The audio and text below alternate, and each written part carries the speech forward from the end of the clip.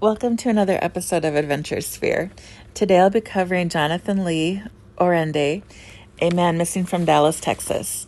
But first, become part of our family by subscribing to our channel, stay up to date by ringing the notification bell, and share our content to help spread awareness of how we can help recover missing loved ones free of charge.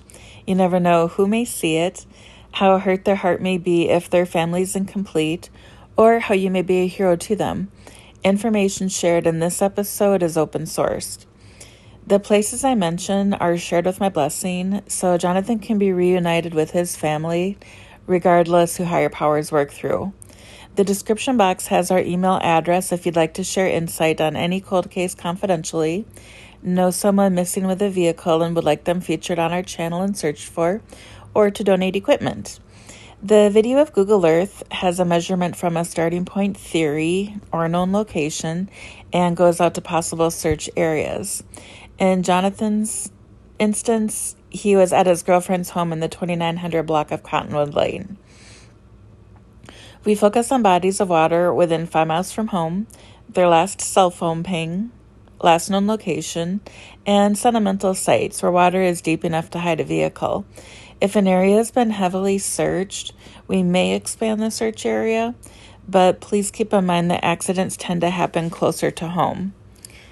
Jonathan Lee Oranday, then 31, is missing from Dallas, Texas.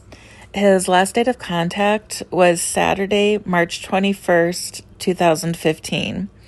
Jonathan's girlfriend last saw him at 11 p.m. that night at her property in the 2900 block of Cottonwood Lane in Balch Springs, Texas.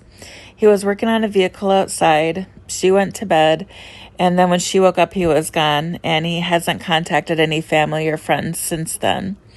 Jonathan drives a maroon and red 2000 Chevy CK 2500 pickup.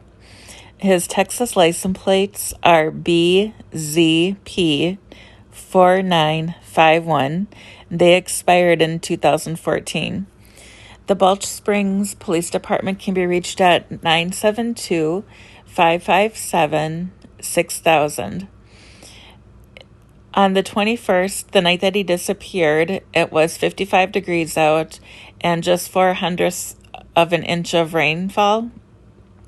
However, it did continue to rain through the evening and totaled 17 tenths of an inch. And the temperatures were a constant 54 overnight.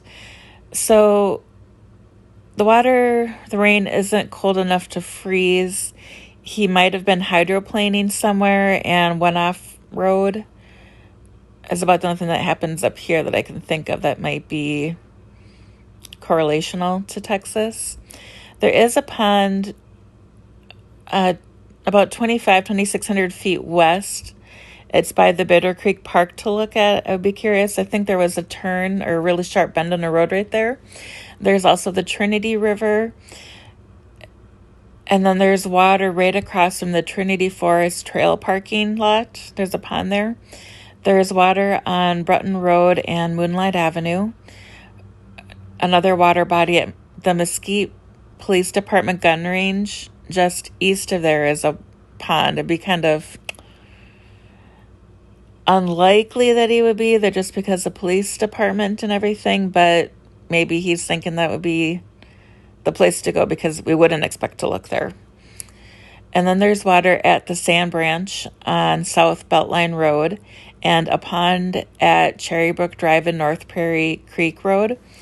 If you like this episode and haven't done so already, please subscribe to the channel, give our video a thumbs up, and share the movement with those you influence. Feel free to send us an email for equipment donation, cold case information, and if you'd like us to feature a missing person with a vehicle. You are all so great at helping me grow this channel. Truly from the bottom of my heart, thank you. 100% of the donations received stay in the organization to purchase sonar equipment and other necessities that will help families, the environment, and law enforcement for years to come. Your contribution from subscribing, watching our content, liking and sharing, to financial support make it possible to offer our services free of charge. I've gotten a few emails from families of missing people who thought their loved ones were forgotten, but they're seeing the movement. Just please know that ultimately we want to live a road warrior lifestyle and reunite as many families with their loved ones as possible. We'll spend summers in the northern states and winters in the southern states. Our first giveaway will occur when we reach 300 subscribers, and you must be subscribed to win. Immediate donation links are in the description. Kickstarter and GoFundMe campaigns are coming soon.